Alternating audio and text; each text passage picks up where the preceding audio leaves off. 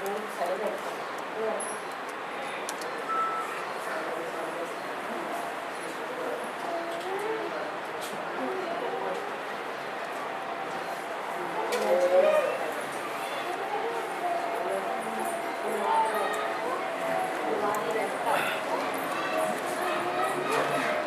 తరగతిలో మనం ఆదికాండం 1వ అధ్యాయం నుంచి కొన్ని చారిత్రక రుజువులను చూస్తూ వచ్చాం. అందులో 4వ అధ్యాయం 21, 22 వచనాల్లో జలప్రళయములకు పూర్వం బైబిల్ కాలంలోని నాటి మనుషుల యొక్క నాగరికతని, వారి యొక్క వివేకంతో కూడిన జ్ఞానవంతమైన అద్భుతమైన సృజనాత్మక శక్తితో సృజింపబడిన జనులుగా ఉన్నట్టు చారిత్రక రుజువుగా మనుషుని గురించి ఆస్ట్రేలియాలో లభించిన రుజువులతో ఆదికాండం 4లో ఉన్న విషయానికి దానికి సంబంధం ఉన్నట్టు అభివృద్ధికరమైన జనాంగం ఆదికాండంలో 4వ అధ్యాయంలోనే మనకి కనిపిస్తుంటారు. ఆ తర్వాత జలప్రళయం నుండి ఆదికాండం 6వ అధ్యాయం నుంచి 8వ అధ్యాయం వరకు దుష్ట జనాంగాన్ని మహోన్నతుడు నాశనం చేసే సందర్భంలో మనకు కనిపించే జలప్రళయం యొక్క ప్రపంచవ్యాప్తంగా ఉన్న జలప్రళయం మనకు కనిపిస్తుంటుంది. అందులో విశేషంగా నోవహు ఓడ యొక్క కొలతలు, అది దేవుడు ఆదేశించిన మేరకు అదే నమూనాని నేడు విజ్ఞానవేత్తలు కూడా ఉపయోగించుకుంటూ ఉన్నారనే విషయం మాత్రమే కాకుండా దానికంటే మిన్నగా నినేవేలో 1848 సంవత్సరంలో ఒక రుజువు కనిపించడం జరిగింది. ఆ రుజువు గిల్గన్ మిషన్ ఎపిక్లో రుజువుగా సుమరియా రాజుల పట్టిలో అలాగూ జలప్రళయం జరిగినట్లుగా కనుగొనడం జరిగింది. ఆ తర్వాత టర్కీలో, అంటే దేవుడు చెప్పిన విధంగా అరారత్ కొండ మీద నోవహు ఓడ నిలిచి ఉన్నట్టు నేడు టర్కీ అనబడిన స్థలంలో ఆ నోవని కనుగొనడం, ఆ యొక్క ఓడ యొక్క స్థితిలో అవస్థలో ఉన్న ఆ ఓడను కనుగొనడం, దాని యొక్క భాగాలను కూడా కొన్ని లభించడం జరిగింది. ఆ యొక్క ఓడ యొక్క 515 అడుగుల ఓడని పోల్చి చూసినప్పుడు USS kitty havoc aircraft carrier అంత విస్తారంగా అంత పెద్దదిగా ఉన్నట్టు కనిపించింది. ఆ తర్వాత కొన్ని సామగ్రిలు లభించిన నోవహు ఓడ యొక్క స్థితిలో నుండి లభించిన వారు ఉపయోగించిన మ్రాను యొక్క భాగాలు కూడా కనిపించింది. వాటిని అందులో ఉంచడం జరిగింది. ఆ తర్వాత బాబేలు గోపురం కాలంలో, అబ్రహాం కాలంలో జరిగిన క్రీస్తుపురం 2400 నుండి 1950 వరకు ఉన్న జలప్రళయం తర్వాత విస్తరించిన భూమిని నిండించుట అనే ఆజ్ఞను దేవుడు శాసించడం, దాని ప్రకారం వారు విస్తరించినట్టు గ్రామాలని పట్టణాలని నిర్మించుకొని ఉన్నారని ఆదికాండం 11వ అధ్యాయం 1వ వచనంలో చూసాం. ఆ యొక్క వివరాల్ని కీషోలోని రాజుల యొక్క జాబితాల పట్టీలో గుర్తించడం 2200 సంవత్సరాల క్రీస్తు పూర్వం ఆ యొక్క రాజుల పట్టీలు వారికి దొరకడం, అందులో కనిపించడం, దేశాల ఏర్పాటును గురించి గ్రంథముల ఆదికాండంలో చెప్పిన విధంగానే కీషులోని రాజుల యొక్క జాబితా కూడా అదే విషయాల్ని తెలియచేస్తూ ఉన్నట్టు శాస్త్రజ్ఞులు కనుగొనడం జరిగింది. బైబిల్ యొక్క ఖచ్చితమైన జాబితాకు సాక్ష్యంగా నిలిచిపోయిన ప్రాచీన దేశాలు ఈజిప్టు, అషూరియా, బబులోనియా, ఊర్ మరియు కీష్ అనే ప్రాంతాలు మనకి తెలిసినవే. ఇవన్నీ కూడా ఈ చరిత్రంగా ప్రపంచ చరిత్రలో పేరుగాంచిన సామ్రాజ్యాలుగా ఈజిప్ట్ కానీ, అషూరియులు కానీ, బబులోను కానీ మనం చదువుకున్న విషయమే. ఆ తర్వాత అబ్రహాము కాలం నుండి ఆదికాండం 12వ అధ్యాయం నుంచి 20వ అధ్యాయం వరకు ఉన్న అబ్రహాము అనేక దేశములకు తండ్రి అని పిలువబడినట్టుగా గ్రంథం చెప్పడం మాత్రమే కాకుండా లభించిన శిలాశాసనాలు, ఏబెల్ మరియు మారి శిలాశాసనాలు కూడా మనకి లభించి ఉన్నాయి. ఆ శిలాశాసనాల ద్వారా బైబిల్ గ్రంథంలో చెప్పిన విధంగా అబ్రహాము పిలువబడినట్టుగా, గుర్తింపబడినట్టుగా దాన్ని గురించిన విషయాలు ఈ శిలాశాసనాల మీద రాయడం జరిగింది. ఆ తర్వాత ఆదికాండం 18వ అధ్యాయంలో మనం 19వ అధ్యాయంలో సొదొమ గొమొర్రా పట్టణాన్ని చూసాం. సొదొమ గొమొర్రా పట్టణం ఏ విధంగా నాశనమైందని చిత్రీకరించబడిందో, వారికి త్రవ్వకాలలో దొరికిన ఆ యొక్క అగ్ని ప్రమాదానికి గురి అయిన ఆ సల్ఫర్ను కూడా వారు కనుగొన్నవారై, ఇది సామాన్యమైన ఏదో భూకంపం వలన ఏదో ఒక రకంగా జరిగింది కాదు, కానీ ఆకాశం నుండి అలాంటి అగ్ని వర్షం లాంటి కురిచినదే. ఆ యొక్క 2 పట్టణాలు కూడా నాశనం చేయబడ్డాయి అని కనుగొనడం శాస్త్రజ్ఞుల ద్వారా కొన్ని పుస్తకాలలో దాఖలు చేయడం కూడా జరిగింది. దాన్ని చూసాం. ఆ తర్వాత యాకోబు యోసేపుల కాలంలో వారు నిలువ చేసిన ధనాగారాన్ని నిలువ చేసిన ఆ యొక్క గాదులు పెద్ద పెద్దవి, ధాన్యాన్ని నిలువ చేసిన గాదులు కూడా లభించడం జరిగింది. వాటిని ఇశ్రాయేలుకి మనం చూసినప్పుడు యోసేపు కాలంలో అది జరిగిన విషయం చరిత్రంగా బైబిల్ చరిత్రగా మనకి తెలిసినదే. కానీ బైబిల్ చరిత్ర మాత్రమే కాకుండా చరిత్రలో అంటే సాంఘిక చరిత్రలో కూడా దాన్ని ఒప్పుకొని అలాగూ ఐగుప్తులో నిలువ చేయబడిన ధాన్యాన్ని నిలువ చేసిన పరికరాలని వారు కనుగొని దాన్ని ధృవీకరించడం జరిగింది. ఇక్కడ వరకు మనం చూసాం. ఆ తర్వాత మోషే జీవితంలో జరిగిన ఆ విషయాన్ని నిర్గమకాండము నుండి కొన్ని రుజువుల్ని మనం చూసాం. అందులో రేక్మీరి సమాధిలో నుండి ఐగుప్తులో ఇశ్రాయేలు ప్రజలు ఏ విధంగా కఠినమైన చాకిరీ చేస్తూ వారి ఇటుక మంటిలో వారు కఠినమైన శిక్షకు గురవుతూ బానిసలుగా ఐగుప్తులో ఏ విధంగా పనిచేశారు అనే ఒక చిత్రపటాన్ని తేబెస్ పట్టణంలో ఆ యొక్క సమాధి గోడ మీద పెయింట్ చేసిన పెయింట్ కూడా మనకు లభించింది. ఆ పెయింట్ వలన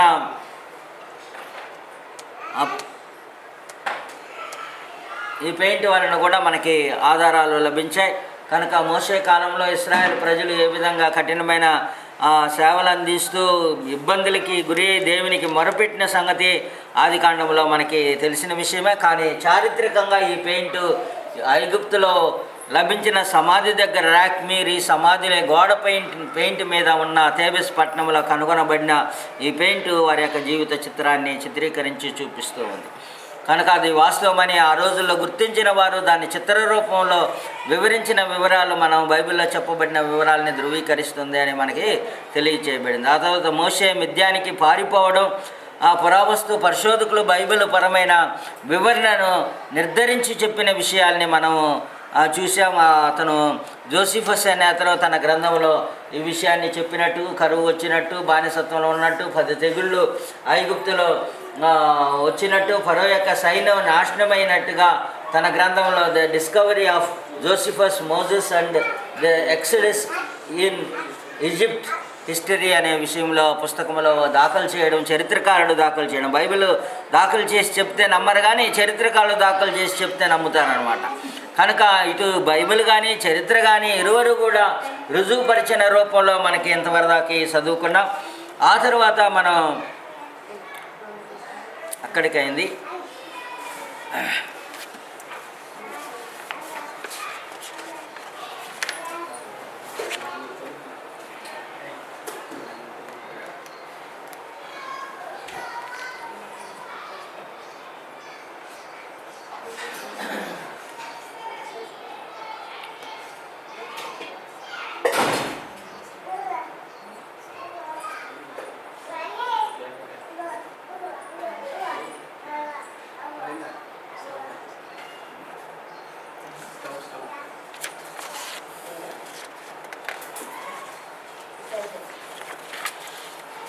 వాస్తవానికి దీంట్లో కొన్ని క్లిప్పులు లేవనుకో, కొత్త నిబంధనకు వచ్చేసాం. వాస్తవానికి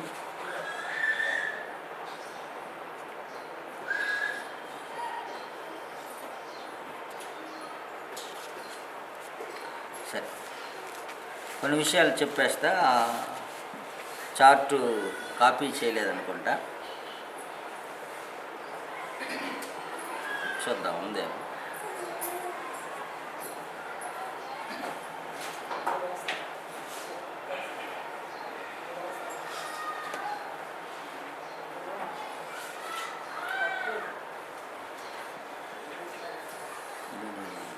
చార్ట్ అన్నది దాని కంటిన్యూషన్ రాలేదు. ఇప్పుడు మనం చూసిన చార్ట్ చూడండి, దాంట్లో కొన్ని ఫైల్స్ సేమ్ లెసన్ 2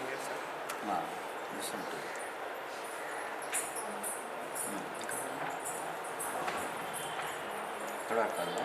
ఇక్కడ పట్టాను సార్. పోయి న్యాయపతిలో ఎన్ని రావాలి సార్.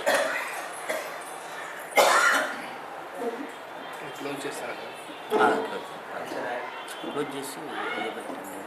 కొత్త నిబంధన ఉంది, మనం ఇది చూసాము కంటికి, కానీ ఇది వేరే.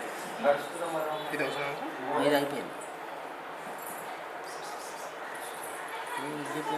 జీపీ కదా, ఇది ఎక్కడ third lesson, second lesson, correct.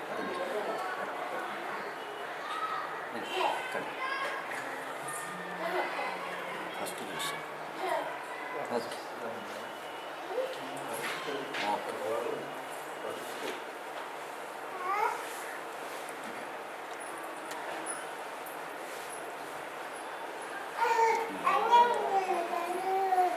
అయింది కదా.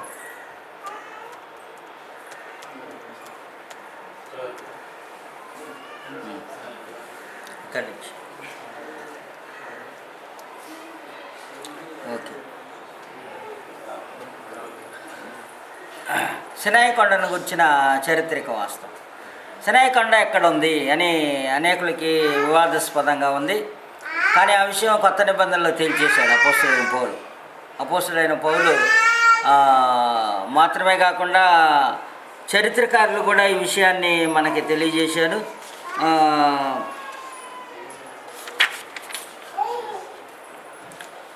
సౌదీ అరేబియాలోని సినాయి పర్వతం స్థానం కొరకైన రుజువుల్ని మనం చూస్తున్నాం. బైబిల్ ప్రకారం హోరేబు పర్వతం అని కూడా పిలువబడింది. సినాయి పర్వతాన్నే హోరేబు పర్వతం అని పిలవడం జరిగింది. ఆ పర్వతం మిద్యాని భూమిలో ఉంది అని నిర్గమకాండం 2వ అధ్యాయం 15వ వచనం, తర్వాత 3వ అధ్యాయం 1వ వచనం మనకు తెలియజేస్తుంది. ఎక్కడుంది ఈ యొక్క హోరేబు లేకపోతే ఈ సినాయి పర్వతం అనే దాన్ని మనం చూసినప్పుడు నిర్గమకాండం 2వ అధ్యాయం 15వ వచనం చదువుదాం. 2వ అధ్యాయం 15వ వచనంలో ఇలాగ రాయబడింది. ఫరో ఆ సంగతి విని మోషేను చూసిన కానీ మోషే ఫరో యొద్ద నుండి పారిపోయి మిద్యాని దేశంలో నిలిచిపోయి ఒక బావి యొద్ద కూర్చుండాను. మిద్యాని యాజకునికి 7 కుమారులు ఉండేది కనుక మోషే వెళ్ళిపోయినప్పుడు ఆయన మిద్యాని దేశమునకు వెళ్ళాడు. మిద్యాని దేశంలో 3వ అధ్యాయం 1వ వచనం మీరు చూసినప్పుడు 3వ అధ్యాయంలో మోషే మిద్యాని యాజకుడైన ఇత్రో అన్న తన మామ మందను మేపుచు ఆ మందను అరణ్య అవతలకు తోలుకొని పోయి పర్వతమైన హోరేబుకు వచ్చాను. కనుక మిద్యాని దేశంలో హోరేబు ఉన్నట్టు లేకపోతే సినాయి ఉన్నట్టు 3వ అధ్యాయం 1వ వచనం మనకు తెలియజేస్తుంది. కనుక ఈ 2 వచనాలని మనం ఆధారం చేసుకుని చూసినప్పుడు సినాయి పర్వతం మిద్యాని భూమిలో ఉన్నట్టు మనకి కనిపిస్తుంది. దాన్ని హోరేబు అని కూడా పిలవడం జరిగింది. కానీ ఈ మిద్యాని గురించి సినాయి పర్వతం సహజంగా నమ్ముతున్న సినాయి పెన్హెస్సుల ప్రదేశంలో పురావస్తు పరిశోధనలో శాస్త్రజ్ఞులు మిద్యానుల సంస్కృతి ఉన్న జాడును తెలుసుకున్నారు. కనుక ఆ మిద్యానుల యొక్క సంస్కృతి ఏమిటి, అక్కడ సినాయి పర్వతం ఉన్నదా లేదా అని పరిశోధించినప్పుడు ఆ యొక్క పర్వతాన్ని కనుగొనడం, గతంలో ఈ మధ్య త్రవ్వకాలలో కూడా మిద్యానీయుల సంస్కృతి అకుబా గల్ఫ్కు తూర్పున దిశలో ఉన్నట్టు కనుగొన్నారు. గల్ఫ్కు తూర్పు దిశన అకుబా గల్ఫ్కు తూర్పు దిశన ఉన్నట్టు తేల్చారు. ఫ్రెంక్ క్రాస్ అనే అతను తన పుస్తకంలో దీన్ని వివరించాడు. అపోస్తలుడైన పౌలు కూడా సినాయి పర్వతము అరేబియా దేశంలో ఉన్నట్టు గలతీయులకు రాసిన పత్రిక 4వ అధ్యాయం 25వ వచనంలో తెలియచేయడం మనం చూద్దాం. ఒకసారి గలతీయులకు రాసిన పత్రిక 4వ అధ్యాయం 25వ వచనం చూడండి. పౌలు మాటల్లో ఆ యొక్క సినాయి పర్వతం ఎక్కడ ఉన్నట్టు గుర్తించాడో మనకి వివరణ అక్కడ లభిస్తుంది. 4వ అధ్యాయంలో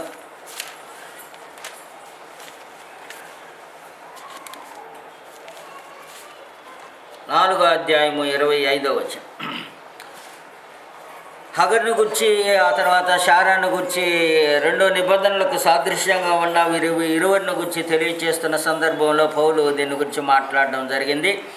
ఆ 2 నిబంధనలకు అలంకారంగా ఉన్న హగరు తర్వాత శారాను గురించి అలంకార రూపంలో చెప్తూ ఆ 2 నిబంధనలై ఉన్నారనే విషయాన్ని, ఆ ఇరు స్త్రీలు కూడా 2 నిబంధనలై ఉన్నారని చెప్తూ వాటిలో ఒకటి సినాయి కొండ సంబంధమైన దాస్యములో ఉండుటకు పిల్లలను కను, ఇది హగరు అని చెప్తూ ఈ హగరు అనున్నది అరేబియా దేశంలో ఉన్న సినాయి కొండయే. కనుక అరేబియా దేశంలో ఉన్న సినాయి కొండ అని అపోస్తలుడైన పౌలు తేటగా చెప్పడం మనం చూస్తున్నాం. కనుక అది అరేబియా దేశంలో ఉన్న సినాయి కొండ. వాస్తవానికి సినాయి కొండ యొక్క వ్యూ ఇలాగనే ఉంటుంది. నేడు మీరు నెట్లో చూడాలనుకుంటే ఇంకా తేటైన రూపచిత్రాలు అందులో కనిపిస్తూ ఉంటాయి. ఈ పర్వతం వాస్తవానికి చాలా 5,000 అంటే 50-100 ఎకరాల భూమి కలదు. ఆ యొక్క కొండ సమీపంలో ఎదురుగా ఇశ్రాయేల్ ప్రజలందరూ కూడా లక్షలాది జనభం ఐగుప్తులో నుండి బయటికి వచ్చిన వారందరూ కూడా అక్కడ ఉండడానికి అనుకూలమైన స్థలము ఆ యొక్క పర్వతం ఎదుట ఉన్నట్టు కనుగొన్నారు. పర్వతం ఎదురుగా 5,000 ఎకరాల విస్తీర్ణ గల పచ్చిక మైదానం గల పొడవైన లోయ ప్రదేశం, 30 లక్షల మంది ఇశ్రాయేలులకు బస చేయు సరిపోనంతగా ఉండే స్థలం. అనగా దేవుడు ఒక స్థలానికి తీసుకొని వచ్చాడంటే వారికి అనుకూలమైన స్థలాన్ని, అందులో విశేషంగా వారు బస చేయగలిగిన విస్తీర్ణ గల ఒక స్థలాన్ని తీసుకొని వచ్చి అక్కడ సినాయి కొండ ఎదుట వారిని తీసుకొని రావడం, మోషే అక్కడ ఉంచడం, అలా వారు అక్కడ బస చేయడం, ఆయన వెళ్ళి ఆ సినాయి కొండపైకి వెళ్ళి ఆయన ధర్మశాస్త్రాన్ని తీసుకొని రావడం, నిబంధన 10 ఆజ్ఞలు తీసుకొని రావడం మనం చూస్తూ ఉన్నాం. కానీ ఈ యొక్క విషయాన్ని చరిత్రలో కూడా ధృవీకరించారు. ఈ ధృవీకరించిన చరిత్రకారుడు ఫ్రాంక్ క్రాస్ అనే అతను ఇంట్రూ ఇన్ ఇస్రాయిల్ ఆర్చిజిస్ అనే పుస్తకంలో ఆయన బైబిల్ రివ్యూ అనే ఆగస్టు 1992లో దాన్ని విడుదల చేశాడు. దాన్ని విడుదల చేసి కనుగొన్నది ఏమిటంటే ఇది అరేబియా దేశంలో బైబిల్ చెప్పుకున్నట్టుగానే ఉంది. అది చరిత్రకమైన ఆధారం. కనుక సినాయి ఉంది, సినాయి పర్వతం ఉంది, ఇశ్రాయేల్ ప్రజలు అక్కడ దిగారు, అక్కడ నిబంధన సంబంధమైన ఏర్పాటు జరిగింది అంటే జనులు నమ్మకపోవచ్చు. కానీ సినాయి ఉన్నట్టుగా ప్రదేశం ఇశ్రాయేల్ ప్రజలకి అనుకూలమైన విస్తీర్ణత గల ప్రాంతంగా ఉన్నట్టు మనము చరిత్రకారులు చెప్పినప్పుడు నమ్ముతాం, కానీ బైబిల్ చెప్పినప్పుడు నమ్మం. కనుక బైబిల్ నమ్మదగినది అని మనకు రుజువు చేసేది ప్రతి సందర్భాన్ని మనం చూసినప్పుడు అందులో ఉన్న జరిగిన సంఘటనల్ని, బైబిల్లో ఉన్న సంఘటనల్ని పరిశోధకులు పరిశీలించి తెలిపినప్పుడు దాన్ని మనం నమ్ముతున్నామే, కానీ బైబిల్ని నమ్మదగిన గ్రంథంగా మనం చూడడం లేదు. కానీ కనీసం ఇప్పుడు పరిశోధకులు తేటైన పరిశీలన కనుగొని వారు వివరించినప్పుడైనా మనము అది నమ్మదగిన గ్రంథంగా నమ్మడానికి సాక్ష్యాధారాల్లో మనకి పురావస్తు శాస్త్రంలో, చరిత్రకార త్రవ్వకాలలో మనకి లభిస్తున్నాయి. వాటిని మనం నమ్మడం చాలా ప్రాముఖ్యమైనది. కనుక మనము ఈ స్థలంలో కనుగొనడానికి అవసరమైన విషయాల్ని గ్రంథస్థం చేసి డిస్కవర్డ్ నోవా ఆర్క్ అనే పుస్తకంలో కూడా దీన్ని పేజీ 42-48లో కూడా చెప్పారు. Discovery of the Noah ark అనే దాంట్లో కూడా ఈ సినాయి పర్వతాన్ని గురించి ప్రస్తావించడం జరిగింది.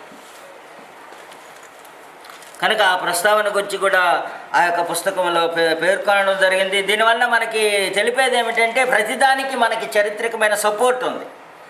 బైబిల్ నమ్మదగినది అని నమ్మడానికి మనకి తగినంత ఆధారాలనే మిద్యాను ప్రదేశంలో సౌదీ అరేబియాలోని అక్బా గల్ఫ్కు తూర్పు దిశలో ఉందని భూపటం చెప్తుంది. భూపటంలో కూడా దాన్ని గుర్తించడం జరిగింది. ఆ భూపటాన్ని మీరు చూడొచ్చు. ఎక్కడ మౌంట్ సినాయి ఇన్ అరేబియా అనే దాన్ని ఆ యొక్క రెడ్ మార్క్లో ఉన్నది మనకి కనిపిస్తూ ఉంటుంది. కనుక చరిత్రకారులు చెప్పడం మాత్రమే కాకుండా భూపటంలో మౌంట్ సినాయి ఎక్కడుందో అని గుర్తించడం, సౌదీ అరేబియా దగ్గర అక్కడ మౌంట్ సినాయి ఉన్నట్టుగా వారు గుర్తించడం అరేబియా ప్రాంతంలో ఉన్నట్టు. ఏది బైబిల్ అయితే పౌలైతే తెలియజేశారో లేకపోతే పాత నిబంధనలు అయితే పేర్కొనబడిందో వాటన్నిటి ప్రకారం కూడా అది అక్బా గల్ఫ్ దగ్గర, గల్ఫ్ ప్రాంతం కూడా మనకి. కనుక దేనికి దగ్గరగా ఉన్నట్టు వారు కనుగొన్నారు త్రవ్వకాలలో. కనుగొన్న ప్రకారమే బైబిల్లో చెప్పిన విధంగానే సినాయి పర్వతం ఉన్నట్లు మనకి కనుగొనబడింది. కానీ ఇది చాలా సాక్ష్యాధారం. కనుక ఈ ఆధారాన్ని బట్టి మనం చూసినప్పుడు బైబిల్ ఎప్పుడైతే ఒక వాస్తవాన్ని చెప్పినప్పుడు దాన్ని తూచా తప్పకుండా నమ్మడానికి సందేహం లేకుండా మనం 100% దాన్ని నమ్ముకోవచ్చు, దమ్మి దేవుని గ్రంథమని విశ్వసించవచ్చు. కనుక బైబిల్ దేవుని గ్రంథమని విశ్వసించడానికి తగిన ఆధారాలు మనకి చరిత్రలో కనిపిస్తున్నాయి.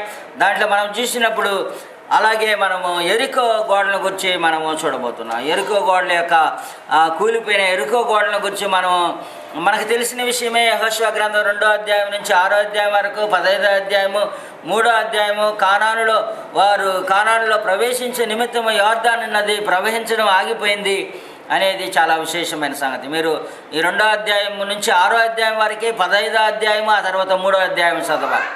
వారు ఆక్రమించుకునేటప్పుడు వాస్తవానికి ఎరికో కూలిపోయిన సందర్భంలో మనం చూసినప్పుడు ఇశ్రాయేల్ ప్రజలందరూ కూడా ఆ యొక్క ఎరికో కూలిన సందర్భంలో యెహోషువ నాయకత్వం కింద వారు ఎరికోని జయించడానికి యెహోషువ గ్రంథం దేవుని సూత్రాల్ని తెలియచేయడం జరిగింది. మనకు తెలిసిన విధంగా ఎరికో కూలిపోయిన రుజువుని మనం చూసినప్పుడు పురావస్తు పరిశోధకులు కూడా, శాస్త్రజ్ఞులు కూడా దానిని ఒప్పుకుంటున్నారు. దాని యొక్క ఆ తేదీ నిర్ణయించు పద్ధతులను బైబిల్ పరమైన క్రీస్తు పూర్వం 1407 స్థిరపరిచినట్టుగా గోడలు భూకంపం పునాదుల్ని కదిలించి వేసి గోడలలోనికి కూలటానికి బదులుగా వెలుపలకు కూలినదని నిర్ధారించడానికి జరిగింది. భూకంపం అయితే ఏం జరగద్ది?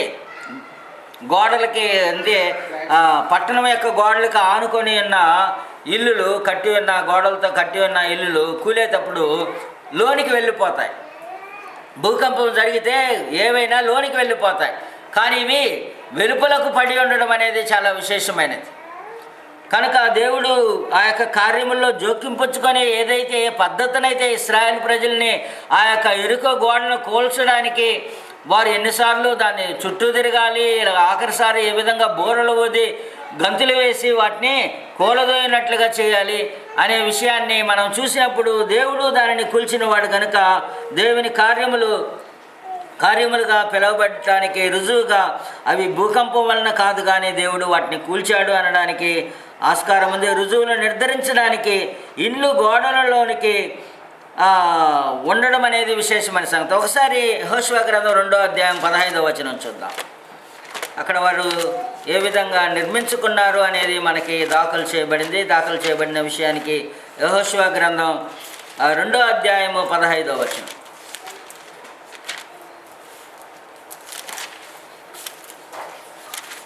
రెండో అధ్యాయం 15వ వచనంలో మనం చూసినప్పుడు ఆమె ఇల్లు పట్టణపు ప్రకారము మీద ఉండెను.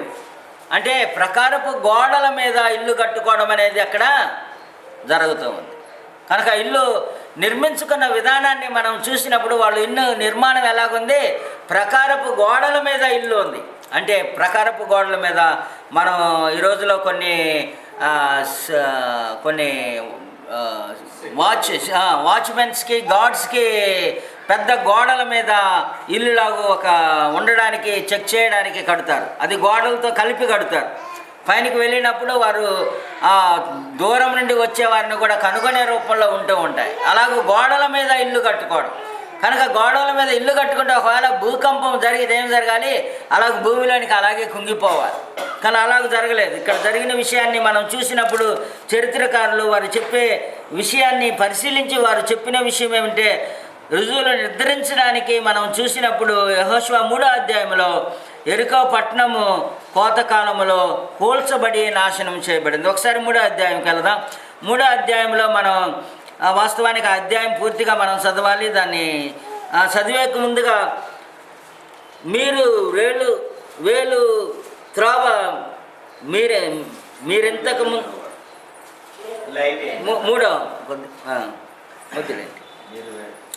మూడో అధ్యాయంలో యెహోషువ వేకువన లేచినప్పుడు అతడు ఇశ్రాయేలులందరూ హితీము నుండి బయలుదేరి యోర్దానునకు వచ్చి దాన్ని దాటుటకు మునుపు అక్కడ నిలిచిరి.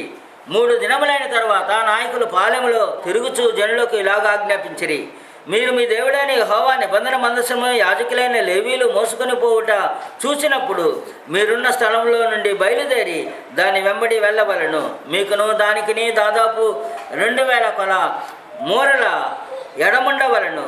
మీరు వెళ్ళు త్రోవ మీరింతకు ముందుగా వెళ్ళినది కాదు, మీరు దానిని గుర్తుపెట్టవలను. కనుక ఆ మందసమునకు సమీపంగా మీరు నడవరాదు. మరి యెహోషువ రేపు యెహోవా మీ మధ్య అద్భుత కార్యములను చేయును గనుక మిమ్మల్ని మీరు పరిశుద్ధపరచుకొనడని జనులకు ఆజ్ఞయించును. మీరు నిబంధన మందసమును ఎత్తుకొని ప్రజలందరూ నడువుడని యాజకులకు అతడు సెలవేగా వారు నిబంధన మందసమును ఎత్తుకొని ప్రజలందరూ నడిచిరి. అప్పుడు యెహోషువతో ఇట్లనెను, నేను మోషేకు తోడై ఉండినట్లు నీకు తోడైందును అని ఇశ్రాయేలులందరూ ఎరుగునట్లు నేడు వారి కనుల ఎదుట నిన్ను గొప్ప చేయు మొదలుపెట్టేదను. మీరు యోర్దాను నీళ్ల దగ్గరికి వచ్చి యోర్దాను నిలువుడని నిబంధన మందసము మోయే యాజకులకు ఆజ్ఞాపించుము. కాబట్టి యెహోషువ మీరు ఇక్కడికి వచ్చి మీ దేవుడైన యెహోవా మాట వినుడని ఇశ్రాయేలులకు ఆజ్ఞ ఇచ్చెను. వారు వారితో ఇట్లనెను, సర్వలోక నాథుని నిబంధన మందసం మీకు ముందుగా యోర్దానును దాటిపోవచ్చున్నది కనుక జీవంగల దేవుడు మీ మధ్య నున్నాడని ఆయన నిత్యముగా మీదట కానానీయులను, హితీలను, హీవీలను, ఫెరేజీలను, గెరసీనులను, అమోరీయులను, యోబేసీయులను వెళ్ళగొట్టినని దీని వలన మీరు తెలుసుకొందురు. కాబట్టి ప్రతి గోత్రమునకు ఒక్కొక్క మనిషిని ఇశ్రాయేలుల గోత్రములో నుండి 12 మనుషులను ఏర్పరచుకొనుడి. సర్వలోకనాథుడుగా యెహోవా నిబంధన మందసమును మోయు యాజకులు అరకాళ్ళు యోర్దాను నీళ్లను ముట్టగానే యోర్దాను నీళ్లు అనగా ఎగువ నుండి పారు నీళ్లు ఆపబడి ఏకరాశిగా నిలుచును. ఈ మాట చాలా ప్రాముఖ్యమైనది. అక్కడ ఏం జరిగిందన్నమాట, నీళ్లు ఏకరాశిగా నిలిచిపోయాయి. అంత మాత్రమే కాదు, కోతకాలమందు వంతయు యోర్దాను దాని గట్లన్నిటి మీద పొర్లి పారును. నిబంధన మందసము మోయు యాజకులు జనులకు ముందుగా వెళ్ళగా యోర్దాను దాటుటకై జనులు తమ గుడారంలో నుండి బయలుదేరి అప్పుడు ఆ మందసమును మోయేవారు యోర్దానును దిగిన తరువాత మందసము మోయే యాజకులు కాళ్ళు నీటి అంచున మునగగానే పైనుండి పారు నీళ్లు బహుదూరమున సారేతాను నగ్దనున్న ఆదామును పురమునకు దగ్గర ఏకరాశిగా నిలిచెను. లవణ సముద్రమును అరబా సముద్రమునకు పారునవి బొత్తిగా ఆపబడెను. దీనిలో ఎరుకో ఎదుటను దాటగా యెహోవా నిబంధన మందసము మోయు యాజకులు యోర్దాను మధ్యన ఆరిన నేలను స్థిరముగా నిలిచిరి. జనులందరూ యోర్దానును తుదముట్ట వరకు ఇశ్రాయేలులందరూ ఆరిన నేల మీద దాటుచూ వచ్చిరి. కనుక మహోన్నతులైన దేవుడు ఆరిన నేలగా చేసి నీళ్లు ఆపజేసి ఆ సందర్భంలోనే ఎరిక గోడలు కూడా కూలడం అనేది జరిగింది. రెండు ఒకే సందర్భంలో జరిగినట్టు. ఎప్పుడైతే వీరు ఆరిన నేలను వెళ్ళడానికి ఆక్రమించుకునే దినము ఆ సమయము కోతకాలము అనేది మనకి కనిపిస్తుంది. కనుక కోతకాలమందు యోర్దాను దాని గట్లన్నిటి మీదను పొర్లిపారెను. కనుక కోతకాలమందే కూడా వారు అలాగూ ఆ యొక్క యోర్దానుని ఆక్రమించుకున్నట్టుగా 3వ అధ్యాయంలో కోతకాలమున కూల్చబడినదని తెలియచేయబడింది. ఇశ్రాయేలు కానానులో ప్రవేశించే నిమిత్తము యోర్దాను నది ప్రవహించడం ఆగిపోయింది. కనుక ఇది ఆగిపోవడానికి కారణం ఏమిటి? యోర్దాను నది ప్రవాహం ఆగిపోవడానికి కారణము వీరందరూ కూడా కానానులో ప్రవేశించడానికి వీలుంది. అలాగ ప్రవేశించడానికి దేవుడు అనుకూలపరిచి వారికి తోడుగా ఉండి ఆరిన నేల మీద వారిని నడిపించి తీసుకొని వెళ్ళడం. ఎరుకో యొక్క శిథిలాల్లో పెద్ద పెద్ద జాడీలు గోధుమల్ని దాచినట్లుగా కనుగొన్నారు.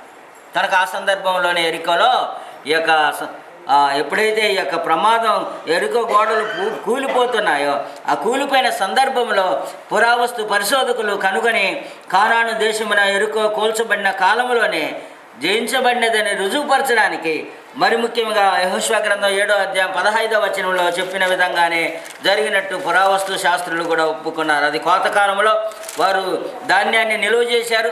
ఎరుకో గోడలు కూలిపోయినప్పుడు వారు కనుగొన్నది ఏమిటంటే జారీల్లో వారు కోతకాలంలో కోసిన ధాన్యాలన్నింటినీ కూడా కనుగొనడం జరిగింది. కనుక గ్రంథంలో చెప్పిన విధంగా కోతకాలమందు ఆ కార్యక్రమం జరిగినట్లుగా పురావస్తు శాస్త్రజ్ఞులు అతను కెథెలిన్ కెన్యన్ అనే అతను archaeology on the Holi land అనే 5వ ప్రచురణ పుస్తకం 177లో దీన్ని గురించి పేర్కొన్నాడు. కనుక పురావస్తు శాస్త్రజ్ఞులు దీన్ని పరిశీలించినప్పుడు వారు కనుగొన్నది ఏమిటంటే ఎరుకో గోడలో కోతకాలంలో కూలినాయి. ఆ కూలిన సందర్భంలోనే యోర్దాను ఎండిపోయినది. వారందరూ కూడా కానానులోనికి ప్రవేశించడానికి దేవుడు మార్గాన్ని ఏర్పాటు చేసి వారందరూ దాన్ని స్వాధీనం చేసుకోవడానికి వీలైంది అనే విషయాన్ని తన చరిత్ర గ్రంథంలో కూడా చెప్పుకోవడం జరిగింది. కనుక ఈ విషయాలన్నీ కూడా మనకి వివరంగా తెలిపేది ఏమిటంటే ఏదైతే బైబిల్ గ్రంథంలో ఈ యొక్క సంభవాన్ని ఎరికో గోడలో కూలిన కోతకాలమని అందులో ధాన్యాన్ని వారు కూర్చుకుంటున్న సందర్భంలో అది కూలిపోయినందున అనేక పురావస్తు పరిశోధనలో వారు కూర్చిన ధాన్యము కూడా లభించినట్టు కనుగొన్నారు. కనుక ఆ కాలంలోనే ఇది జరిగింది అనేదాన్ని చారిత్రకారులు రుజువు చేసి తమ గ్రంథాలలో చెప్పుకుంటూ ఉన్నారు. కనుక ఇది బైబిల్లో చెప్పడం మాత్రమే కాదు, కానీ చరిత్ర ఆధారాలు చెప్పుతున్న దృఢపరుస్తూ ఉన్నందున మనము గ్రంథంలో ఉన్నవి వాస్తవమని, అవి సంభవించినవని, అవి అపోహాలు కాదవని, నమ్మదగిన గ్రంథాన్నే మనం కలిగి ఉన్నామనే దృఢమైన విశ్వాసంతో మనం దాని మీద మన విశ్వాసాన్ని పెంచుకొని కట్టుకొని జీవించవలసిన వారమై ఉన్నాం. కనుక ఈ యొక్క కానానులో ప్రవేశించే నిమిత్తం యోర్దాను నది ప్రవహించడం ఆగిపోవడం అనేది ఎరికో గోడల్ని, ఒకవేళ ఎరికో గోడలు మనం చూడకపోతే ఈ దృశ్యాలు మనకి కనిపిస్తుంటాయి. ఎరికోలో ఈ గోడలు కూలిపోయినట్టుగా the second great battle of Jericho అనే పుస్తకంలో ఈ వివరాలు మీకు కనిపిస్తుంటాయి. ఈ గోడలు కూలిపోయిన స్థితిలావస్థలో ఉన్న ఎరికో గోడలు వారు ఆ సందర్భంలో వారు బోరలు ఊది దాన్ని చుట్టూ తిరిగి దాన్ని కూల్చివేసిన దృశ్యాన్ని కూడా మనకి చరిత్రకారులు అందించడం జరిగింది. దాంట్లో ఈ పుస్తకంలో the second great battle of Jericho అనే పుస్తకంలో the story of the biblical archaeology అనే పుస్తకంలో మీకు కనిపిస్తుంటుంది. అంటే పురావస్తు శాస్త్రం, బైబిల్ సంబంధపరమైన పురావస్తు శాస్త్రంలో దాని యొక్క పరిశోధనలో ఏమేమి కనుగొన్నారు, ఈ ధాన్యాన్ని కనుగొన్నట్టు, కోతకాలంలో అది సంభవించినట్టు వారు పరిశోధనలో పరిశీలించి కనుగొన్న విషయాలు ఇందులో దాఖలు చేయబడింది. కావాల్సి ఉంటే దాంట్లో మనం పరిశీలించడానికి మనకు అందుబాటులో ఉన్నది. ఆ తర్వాత ఈ చారిత్రక రుజువు మనకు మరొకటి తెలిపేది ఏమిటంటే న్యాయాధిపతుల గ్రంథంలో ఇప్పుడు వరకు మనం చూసింది యెహోషువ గ్రంథంలో నుండి చూసాం. న్యాయాధిపతుల గ్రంథంలో నుండి కొన్ని ఉదాహరణలు చూద్దాం. ఈ ఎరుకో ప్రాంతం, ఈ యొక్క ప్రాంతం చాలా విశేషమైనది. ఈ ప్రాంతంలో ఈ బౌండరీ ఉన్నది చూడండి. ఈ బౌండరీలో ఆ యొక్క స్త్రీ యొక్క గృహం ఉన్నట్టు గుర్తించడం జరిగింది. కనుక రాహాబు యొక్క గృహం ఉన్నట్టు గుర్తించడం, ఈరోజు కూడా ఇలాగ కాంపౌండ్ వేసి దాన్ని భద్రపరచడం అనేది జరిగింది. ఈరోజు కూడా ఆ యొక్క దృశ్యం, ఆ యొక్క ఎరికో పట్నం మనకి చూడడానికి కూడా అవకాశం ఉంది. దాన్ని కాంపౌండ్ వేసి వారు నిలువ చేయడం కూడా జరిగింది. ఇది ఎరికో పట్నం యొక్క స్థితి. న్యాయాధిపతుల గ్రంథం దగ్గరికి వెళ్తాం. న్యాయాధిపతుల కాలం నుండి కొన్ని రుజువులను చూస్తున్నాం. న్యాయాధిపతుల కాలాన్ని రుజువులను న్యాయాధిపతుల గ్రంథంలోనూ మొదటి సామ్యాల గ్రంథంలోనూ రెండు కలిపి చూస్తాం. ఇది క్రీస్తు పూర్వం 1400 సంవత్సరాల నుండి 1050 సంవత్సరాలు వరకు ఉన్న కాలం. న్యాయాధిపతుల కాలంలో కానాను స్వాధీనం చేసుకోవడం అనేది మనకి తెలియచేయబడింది. అందులో ఇంచుమించు 350 సంవత్సరాలు 12 గోత్రములుగా విడిపోయిన ఇశ్రాయేలు కానానులో రాజులకు బదులుగా న్యాయాధిపతులు పరిపాలన చేస్తున్నారు. కనుక రాజులు లేని దినాలలో న్యాయాధిపతుల్ని మహోన్నతుడైన దేవుడు వారి మీద ఎలుబడి చేసేగా, రాజులకు ప్రతిగా ఆయన న్యాయాధిపతుల్ని వారి మీద అధికారులుగా నియమించి ఉంచడం, వారి విశ్వాసం సడలిపోయినప్పుడు, అవిశ్వాసులుగా ఉన్నప్పుడు వారిని అన్య దేశము వారికి అప్పగించడం, వారు మరలా దేవుని వైపు తిరిగి మనసును మార్చుకున్నప్పుడు వారు మరలా విశ్వాసంలో నిలిచి ఉండడం అనే విషయాన్ని మనం చూస్తూ ఉన్నాం. కనుక ఈ యొక్క న్యాయాధిపతుల కాలం నాటి రుజువులను మనం చూసినప్పుడు 350 సంవత్సరాల కాలం ఎప్పుడైతే ఇశ్రాయేలు దేవుడైన యెహోవాకు విధేయులై ఉండేవారో అప్పుడు శాంతియుతమైన వాతావరణం వారి జీవితంలో ఉంది. ఎప్పుడైతే వారు అవిశ్వాసులుగా పాపం చేసినప్పుడు హీన దశకు వారు అప్పగించబడ్డారు. ఇది చాలా విశేషమైనది. దీనివల్ల చాలా న్యాయాధిపతుల గ్రంథంలో చరిత్రను మీరు చదివేటప్పుడు మనం చాలా వరకు హెచ్చరిక కలిగి ఉండాలి. ఎప్పుడు మనం దేవునితో నడుస్తూ విశ్వాసంలో ఉన్నప్పుడు మనకు దేవుడు తోడయుండి సమస్త కార్యములను కూడా ఆయన మనకి జరిగిస్తూ ఉంటాడు. ఎప్పుడైతే విశ్వాసం నుండి తొలగిపోతామో అప్పుడు హీన దశకి మనం గురి అవుతాం. ఇది మనం నేర్చుకోవాల్సిన న్యాయాధిపతుల గ్రంథంలోని పాఠం. కానీ అందులో విశేషంగా యెహోషువ కానానును జయించిన తర్వాత కానానీయుల అనేక పెద్దల పురములలోనికి తిరిగి ప్రవేశించి వాటిని వశపరుచుకోవడం జరిగింది. ఎప్పుడైతే వారు విశ్వాసులుగా ఉన్నారో అలాంటి సందర్భంలో అనేకమైన అన్యరాజులను దేవుడైన యెహోవా వారికి స్వాధీనపరిచి వారిని ఆక్రమించుకొని వారి మీద ఇశ్రాయేలు పరిపాలన చేసేవారిగా ఉండేవారు. కానీ ఎప్పుడైతే అవిశ్వాసంలో ఉన్నారో అప్పుడు వారు అన్యజనులకి అప్పగింపబడేవారుగా ఉన్నారు. కనుక అలాగా అప్పగింపబడే కార్యక్రమాలు మనకి న్యాయాధిపతుల కాలంలో కానాను స్వతంత్రించుకున్న స్వాధీనం చేసుకున్న విషయాన్ని మనం అనేక చోట్ల చదువుతుంటాం. ఉదాహరణకి మనం యెహోషువ గ్రంథం 15లోను న్యాయాధిపతుల గ్రంథంలోను వాగ్దానం చేయబడిన కానానుని వారు స్వాధీనం చేసుకున్నారు. ఈ వాగ్దానం చేయబడింది మనకు ఆదికాండం 14వ అధ్యాయంలో మనకు కనిపిస్తుంది, 39వ అధ్యాయంలో కనిపిస్తుంది, 41వ అధ్యాయంలో కనిపిస్తుంది. ఇది అబ్రహాముతో వాగ్దానం చేసి కానాను వాగ్దానం చేయడం, ఆ తర్వాత ఇస్సాకు వాగ్దానం చేయడం, ఆ తర్వాత యాకోబుకు వాగ్దానం చేయడం. ఇది వరుసగా మనకి ఆదికాండంలో మనకి కనిపిస్తుంటుంది. నిర్గమకాండంలో కూడా నిబంధన సంబంధమైన ప్రజలుగా వారు ఉన్నప్పుడు కానానులో ఉన్నట్లుగా మనకి కనిపిస్తుంది. ఒక 2 వచనాల్లో 2 ఆదికాండంలో ఒకటి, నిర్గమకాండం ఒకటి చదవడానికి ఇష్టపడతా. ఒకసారి 14వ అధ్యాయం దగ్గరికి వెళదాం. ఆదికాండం 14వ అధ్యాయంలో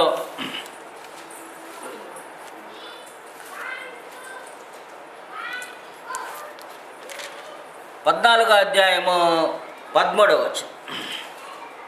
హెబ్రీయుడు అయిన అబ్రహామునకు ఆ సంగతి తెలిపెను కనుక ఆయన మరి అబ్రహాము సహోదరుని కుమారుడైన లోతు సొదొమలో కాపురం ఉండేను కనుక అతని ఆస్తిని పట్టుకొని పోగా తప్పించుకొని ఒకడు వచ్చి హెబ్రీయుడైన అబ్రహాముకు ఆ సంగతిని తెలిపినట్లుగా మనకి 14వ అధ్యాయంలో కనిపిస్తుంది. అబ్రహాముతో మరలా ఆయన 14వ అధ్యాయంలో ఆఖరిలో మనం చూసినప్పుడు, మీరు అబ్రహాముతో నిబంధన చేసుకుని వారు, అబ్రహాము తన తమ్ముడు చెరపట్టబడినని విని తన ఇంట పుట్టి అలవరచబడిన 319 మందిని వెంటబెట్టుకొని దాను మట్టుకు ఆ రాజులను తరిమాను. కనుక అబ్రహాము దేవునితో చేసుకున్న నిబంధనని మరలా జ్ఞాపకం చేయడం. అంత మాత్రం కాకుండా 15వ అధ్యాయంలో మనం 13-14 వచనాల్లో, నీ సంతతి వారు తమది కాని పరదేశమందు నివసించి ఆ దేశపు వారికి దాసులుగా ఉందరు, వారు 400 ఏండ్ల వీరిని శ్రమ పెట్టిదురు, వీరు ఎవరికి దాసులవుదురో ఆ జనమునకే నేను తీర్పు తీర్చు తరువాత వారు మిక్కిలి ఆస్తితో వచ్చేదరు. నీకు క్షేమంగా నీ పితరుల యొద్దకు పోవుదువు, మంచి వృద్ధాప్యమందు పాతి పెట్టబడదువు. అమరీల ఆక్రమం ఇంకనూ సంపూర్ణము కాలేదు కనుక నీ 4వ తరము తర్వాత ఇక్కడి నుండి మరలా వచ్చేదరని నిశ్చయముగా తెలుసుకొనమని అబ్రహాముతో చెప్పాను. కనుక కానానికి మరలా తిరిగి వచ్చే విషయాన్ని ఈ యొక్క 13-16 వచనాల్లో వారు ఐగుప్తుకు వెళ్ళడం, ఐగుప్తు నుండి మరలా వారు కానానికి రావడం అనే వాగ్దానాన్ని దేవుడు అబ్రహాముతో చేసిన విషయాన్ని మనం ఇక్కడ చూడగలం. 41వ అధ్యాయం చూద్దాం. ఆదికాండంలో 41వ అధ్యాయం 12వ వచనం. 41వ అధ్యాయం 12వ వచనంలో, ఇక్కడ రాజు సంరక్షక సేనాధిపతికి దాసుడై ఉండి ఒక హెబ్రీయుడు పడుచువాడు మనతో కూడా ఉండేను. కనుక మీకు తెలిసి ఎవడో వారు ఆ యోసేపుని గుర్చిన ఆ విషయాన్ని కలలు కనేవాడుగా గుర్తించి కలను కనే యోసేపుతో కలభావాన్ని చెప్పిన తర్వాత దేవుడు హెచ్చించి ఆ కానాను వాగ్దానాన్ని మరలా యోసేపు ద్వారా నెరవేర్చడం అనే కార్యక్రమాన్ని వాగ్దానం చేయడం 12వ వచనంలో, ఆ తదుపరి వచనాల్లో మనకి ఈ అధ్యాయంలో కనిపిస్తూ ఉంటుంది. నేను దేవుడు తాను చేయబోతున్నది ఫరోకు చూపించమని చెప్పిన తర్వాత అతడు దేవుని ఆత్మ వలన కలభావను తెలియచేసిన తర్వాత 42వ అధ్యాయంలో ఆయన యోసేపు 10 మంది అన్నలను ఐగుప్తులో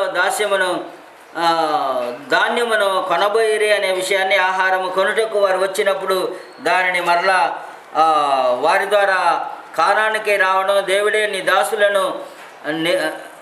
దాసులను కానానికి తీసుకొని వస్తాడు అనే యోసేపు ద్వారా వాగ్దానం చేయడం అనేది మనకి ఈ యొక్క చరిత్రలో కనిపిస్తుంటుంది. అక్కడి నుంచి నిర్గమకాండంలో మరలా వారికి వాగ్దానం చేయడం, ఆ ఇశ్రాయేలు ప్రజలకి వాగ్దానం చేయడం, కానాను గురించి వాగ్దానం చేయడం, ఆ తర్వాత మొదటి సమూయేలు గ్రంథంలో చేయడం, ఇలాగూ అనేక ఇశ్రాయేలు హెబ్రీ భాష తమదైన హెబ్రీలు ఆ యొక్క దేశంలోనికి ప్రవేశించి కానానీయులను వెళ్ళగొట్టడం అనేది జరిగింది. ఇది ప్రాముఖ్యమైన సంగతి. చరిత్రలో లభించిన దాఖలను ఏమిటంటే, ఎప్పుడైతే కానానులోనికి ఇశ్రాయేలు ప్రజలు వెళ్ళారో అప్పుడు వారు కానానీయులను వెళ్ళగొట్టాలి. వారు ఎట్టి పరిస్థితుల్లో అక్కడ నివసింపజేయకూడదు. ఎందుకంటే వారు నివసించిన యెడల వారి యొక్క ఆచారాలని, వారి యొక్క దేవతలను, లేకపోతే వారి యొక్క బయలుదేవతలను వారు పూజించి సేవించే అవకాశం ఉంటుంది. కనుక వారు అలాగ సేవించకుండానట్లుగా వారు ఏం చేయాలా, కానానీయులందరినీ తరిమివేయాలి. కానీ న్యాయాధిపతుల కాలంలో మనం చూసినప్పుడు ఇశ్రాయేలు హెబ్రీ భాష తమదైన హెబ్రీలుగా పిలువబడ్డ విషయాన్ని అనేక లేఖనాల్లో మనకి కనిపిస్తుంటుంది. ఈ లేఖనాల్లో మీకు ఇశ్రాయేలు ప్రజలు హెబ్రీలు అనే పదప్రయోగాన్ని ఉపయోగించడం, ఇశ్రాయేల్ని హెబ్రీలు లేకపోతే అబ్రహాం కూడా హెబ్రీయుడు అని పిలవడం జరుగుద్ది. కనుక హెబ్రీలైన అబ్రహాం సంతతుల నుండి వచ్చిన వారనే భావనతో హెబ్రీలు అని పిలవడం జరిగింది. ఈ హెబ్రీలు అనే పదప్రయోగం చరిత్రలో త్రవ్వకాలలో కొన్ని చారిత్రక గ్రంథాలలో ఈ హెబ్రీలను గురించి పేర్కొనడం జరిగింది వాస్తవానికి. కనుక కానానులో ప్రవేశించిన వారు ఎవరంటే హెబ్రీలు అని అంటారు. హెబ్రీలన్నా అబ్రహాం సంతతిలో నుండి వచ్చిన ఇశ్రాయేలు అన్నా రెండు ఒకటే. కానీ ఈ హెబ్రీలను గురించి రాజ్కాక్ ఇడ్రిమా అనే ఒక తవ్వకాలలో ఈ యొక్క చారిత్రక రుజువు మనకి కనుగొనడం. న్యాయాధిపతుల కాలంలో కానాను స్వాధీనం చేసుకున్నప్పుడు హబెరీ ప్రజలతో రాజు కాక్ అనే అతను ఒప్పందం చేసుకున్నట్టు తెలియచేయబడింది. ఇది చాలా ప్రాముఖ్యమైనది. హబ్రీ ప్రజలతో హబీర్ అనే హెబ్రీ అనే మాట అది. రాజ్ కాక్ అనే ఇర్డ్రిమీ అనే అతను ఈ హెబ్రీలతో ఒప్పందం చేసుకున్నట్టు తెలియచేశారు. కనుక ఈ యొక్క త్రవ్వకాలలో రెండు రాజులు కానానులో ఉన్న ఇరు రాజులతో కూడా వారు ఒప్పందం చేసుకున్నట్టు చరిత్రలో కనుగొనడం జరిగింది. కాలంలోని యొక్క పరిశోధనలో ఇద్దరు రాజులు మనకు కనిపిస్తుంటారు. ఫరోతుత్ మోస్ మరియు అమీన్ హటావ్ రెండు ఎదుర్కొని ఓడించి కానానులోనున్న హెబ్రీల్ని స్వాధీనం చేసుకోవడం జరిగింది. వీరిరువురు కూడా ఒప్పందం చేసుకొని ఈ హెబ్రీల మీద దండెత్తినట్టు న్యాయాధిపతుల కాలంలో ఏ విధంగానైతే అన్ని రాజులకి హెబ్రీల్ని అప్పగించాడో ఇశ్రాయేల్ని అప్పగించాడో అనే విషయాన్ని చరిత్ర గ్రంథాలు కూడా చెప్పుకున్నాయి. కనుక ఈ ఇరువురు రాజులు కూడా అన్ని రాజులైన వారు ఏం చేశారు, కానానులో ఉన్న హెబ్రీలని వారు స్వాధీనం చేసుకున్నారు. కనుక ఇశ్రాయేలు ప్రజలు అవిధేయులైనప్పుడు అవిశ్వాసులైనప్పుడు అన్నిల రాజుల చేతికి అప్పగింపబడ్డారనే చారిత్రక సంఘటన ఉంది. ఆ సంఘటనని ధృవపరుస్తూ ఇద్దరు రాజులు కూడా అలాగూ హెబ్రీలని స్వాధీనం చేసుకున్నట్టుగా ఈ యొక్క పదప్రయోగం చరిత్రలో కనిపిస్తుంది, చరిత్ర దాఖలలో కనిపిస్తుంది. దాన్ని కనుగొని పుస్తకంలో ఒక అతను రాయడం జరిగింది. ఆ పుస్తకం పేరు ఎఫిషియంట్ ఫార్ ఈస్టర్న్ టెక్స్ అనే దాంట్లో 1969లో దాన్ని ప్రచురించడం జరిగింది. ఆ ప్రచురణలో తెలిపేది ఏమిటంటే ఈ ఇరువురు రాజులు కూడా ఇశ్రాయేలు ప్రజలైన హెబ్రీలని ఓడించి వారిని కానానులో ఉన్నప్పుడు స్వాధీనం చేసుకున్నాడు అనేది ఇది ఇక్కడ దాఖలు చేయడం అనేది జరిగింది.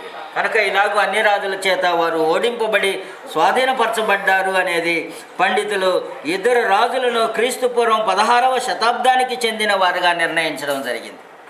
కనుక క్రీస్తుపూర్వం 16వ శతాబ్దానికి వీరు చెందిన వారుగా దీనికి సంబంధించిన న్యాయాధిపతుల కాలంలో వీరు జీవించారని క్రీస్తుపూర్వం 12 నుంచి లేకపోతే 11వ శతాబ్దంలో ఉన్నవారుగా గుర్తించడం జరిగింది.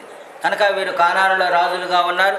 ఈ రాజులు హెబ్రీలను స్వతంత్రించుకున్నారు అనే దాఖలు మనకి చారిత్రక రుజువులు మనకి తెలుపుతున్నాయి. న్యాయాధిపతుల కాలంలో కానాను స్వాధీనం చేసుకున్నప్పుడు వీరు ఉన్నట్టుగా వీరిని గురించి ప్రస్తావించడం జరిగింది.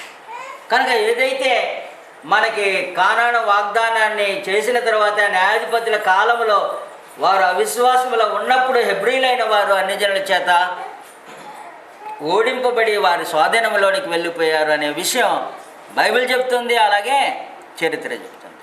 కనుక దానివల్ల మనం న్యాయాధిపతుల గ్రంథంలోని విషయాలు వాస్తవికంగా జరిగినది అని నమ్మడానికి ఆధారం ఉంది. ఇందులో విశేషంగా హెబ్రీలను పరిపాలించిన రాజులను కూడా మనకి ఐగుప్తుల రాజులు మనకి కనిపిస్తుంటారు. ఈ ఐగుప్తుల రాజులు కూడా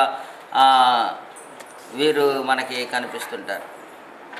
ఫారూత్ మోస్ అనే అతను మనం ఆడు చూసిన 3 నంబర్ 2 ఈయన యొక్క పిక్చర్లో కొంచెం తేడా వచ్చినప్పుడు దాన్ని పరిశీలించి కనుగొని 2 ఫేసెస్ ఆఫ్ ఇడ్రీమ్ అని రచించడం జరిగింది. ఐగుప్తుల రాజులలో వీరొకరు. కనుక ఐగుప్తు చెందిన రాజులలో వీరొకరుగా అమీన్ హటోమ్ నేను ఇంతకు మునుపు మీకు అక్కడ ఆ స్లైడ్లో మునుపు స్లైడ్లో చూసినప్పుడు ఆ ఇద్దరు రాజుల పేరు కనిపిస్తున్నాయి. ఆ రాజులు ఎవరైనా మనం తెలుసుకోవాలంటే వీరే అన్నమాట.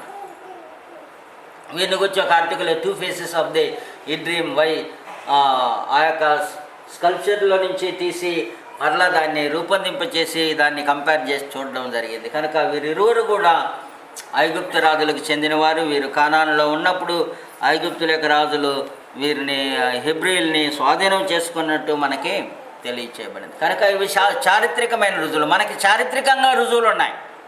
ప్రతిదానికి కూడా చారిత్రకమైన రుజువులతో మనం బైబిల్లో ఉన్న చరిత్రను పోల్చి చూసినప్పుడు అది వాస్తవంగా నమ్మడానికి ఆధారపూరితమైనదిగా ఉన్నట్టు కనిపిస్తూ ఉంటుంది.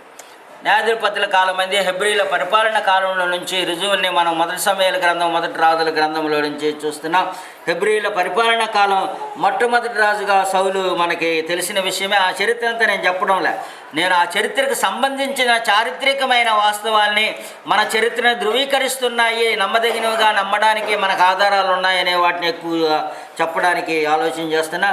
అందులో ఈ అధ్యాయంలో 14వ అధ్యాయం, మొదటి సమయాల గ్రంథం 14వ అధ్యాయం, 17వ అధ్యాయం, 31వ అధ్యాయాల ప్రకారం ఇశ్రాయేలుల రాజైన సౌలు ఫిలిష్తీయులతో పాలస్తీనా తీర ప్రాంతంలో నివసించు వారితో యుద్ధం చేయుటకు వెళ్ళాడు అనే దాన్ని మనం చదువుతూ ఉంటాం.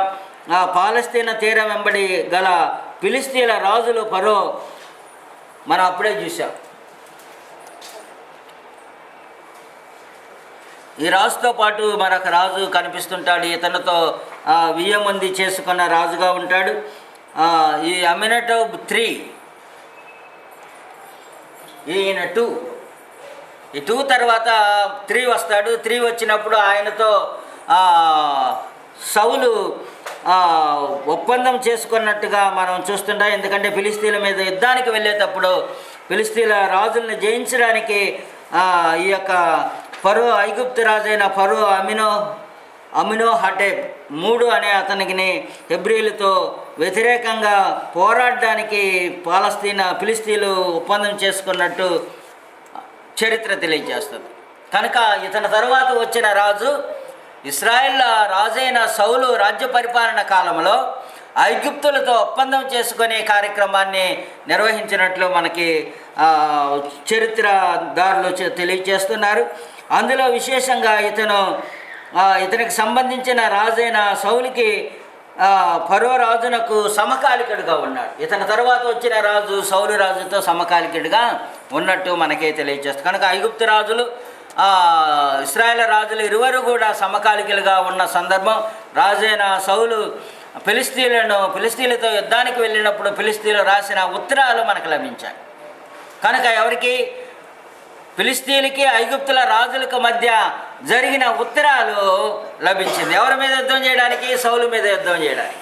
కనుక ఆ సౌలు మీద, అంటే ఇశ్రాయేల్ రాజుల మీద, హెబ్రీల రాజుల మీద యుద్ధం చేయడానికి ఫిలిస్తీన్లు, ఐగుప్తులు ఇరువురు కూడా ఒప్పందం కుదుర్చుకున్న రాతరూపకమైన ఉత్తరాలు తవ్వకాలలో మనకి లభించాయి. ఆ ఉత్తరాల వలన తెలిసింది ఏమిటంటే వాస్తవానికి సౌలు రాజున్నాడని, సౌలు రాజు ఫిలిస్తీన్ల మీద యుద్ధం జరిగేదని, యుద్ధంలో ఐగుప్తులు ఫిలిస్తీన్లు కలిసి వారు ఒప్పందం కుదుర్చుకొని హెబ్రీల మీద యుద్ధానికి వెళ్ళినట్లుగా దాఖలు చేయబడింది. కనుక ఆ దాఖలు మనకేమి నిరూపిస్తుందంటే మొదటి 2 సమయాల గ్రంథాల్లో, రాజుల గ్రంథాల్లో రాయబడిన వాస్తవాలు 100% వాస్తవం అని మనకు రుజువు చేస్తున్నాయి. ఇది ప్రాముఖ్యమైనది. కనుక ఈ ఉత్తరాలు రాజైన ఫరో రాజుకి తెలియచేసినట్లు ఉత్తరాల యొక్క దాఖలకు సంబంధించిన ఇన్ని మనకు ఉన్నాయి. ఇవన్నీ కూడా మ్యాన్స్క్రిప్ట్స్ అనమాట. అక్కడక్కడ త్రవ్వకాలలో దొరికిన ట్యాబ్లెట్స్ అని అంటారు దీన్ని. ఈ ట్యాబ్లెట్స్లో మనకి దొరికింది ఏమిటంటే ఈ యొక్క రాజైన ఫరోతో ఫిలిస్తీన్లు ఉత్తరాలు, ప్రత్యుత్తరాలు రాసుకునే యుద్ధానికి వారి మీద, సౌలు మీద, అంటే హెబ్రీల మీద యుద్ధానికి బయలుదేరినట్టుగా ఇన్ని దాఖలు మనకున్నాయి. కనుక ఇన్ని దాఖల చరిత్ర రూపంలో మనకు నిరూపిస్తుండగా ఫిలిస్తీన్లు, ఫరో, ఐగుప్తులు కలిసి హెబ్రీల మీద పోరాటం జరిగించినట్లుగా ఈ యొక్క ట్యాబ్లెట్స్లో అక్కడక్కడ తుండుగా లభించినవి మనకి ఉన్నాయి. వాటిని బట్టి మనకి అర్థమయ్యేది ఏమిటంటే ఫిలిస్తీన్లు అనేవారు ఉన్నారు, ఐగుప్తులు అనేవారు ఉన్నారు. వీరిరువురు కలిసి హెబ్రీల మీద యుద్ధం చేయడానికి పూనుకున్నారు. కనుక మొదటి రెండు సమూయేలు గ్రంథంలోనూ మొదటి రాజుల గ్రంథంలోనూ రాయబడిన విషయాలన్నీ కూడా వాస్తవికంగా చారిత్రకంగా జరిగినవి కాబట్టి వీరిరువురి మధ్య ఉత్తరాలు మనకు లభించి ఇక్కడ ట్యాబ్లెట్ రూపంలో అక్కడక్కడ కూడా మ్యాన్స్క్రిప్ట్స్ మనకి ఉన్నాయి. కనుక ఉన్నదాన్ని బట్టి మనకి నేను చెప్పే విషయం ఏమిటంటే ఇవన్నీ కూడా వాస్తవం, బైబిల్లో చెప్పబడిన సంగతులు నమ్మదగినవి. కనుక అది మనం గుర్తుపెట్టుకోవాలి. బైబిల్లో వివరించిన ఏ యుద్ధాలు కానీ, ఏ రాజుల పేర్లు కానీ, ఏ ఉత్తర ప్రత్యుత్తరాలు జరిగిన చరిత్రలో అంటే సామాజిక చరిత్రలో రాయబడిన విషయాల్ని బైబిల్తో పోల్చి చూసుకున్నప్పుడు బైబిల్లో ఉన్న విషయాల్ని దృఢపరుస్తూ ఉన్నాయి. దావీదు రాజు దగ్గరకు వస్తున్నాం. దావీదు రాజు క్రీస్తు పూర్వం రాజైన దావీదు అనేకమైన కీర్తనలు రచించిన వాడు. సౌలు తరువాత రాజైనట్టుగా మనకు తెలిసిన విషయమే. ఇతను క్రీస్తు పూర్వం 1011 నుంచి 970 వరకు కూడా పరిపాలన చేసిన వాడు. దావీదు పాలస్తీనాను తిరిగి జయించాడు, మరి యెరూషలేమును తన నూతన రాజధానిగా చేసుకున్నాడు. పాలస్తీనాను జయించి నూతన రాజధానిగా చేసుకున్న ఈ యొక్క రాజధానిని యెరూషలేము రాజధానిగా చేసుకున్నాడు. ఇశ్రాయేలుల పురావస్తు పరిశోధకుడుకు ఈ మధ్యనే సిరియాలో ఒక కట్టడాన్ని కనుగొన్నాడు. కనుక రాజైన దావీదు ఆ గృహాన్ని కనుగొనడం అనేది అది దావీదు గృహముగా సూచించడం. కావున దావీదు యొక్క చారిత్రక వాస్తవికమైనంగా స్థిరపరచబడింది. ఆఖరికి దావీదు కట్టించిన గృహాన్ని కనుగొన్నారు.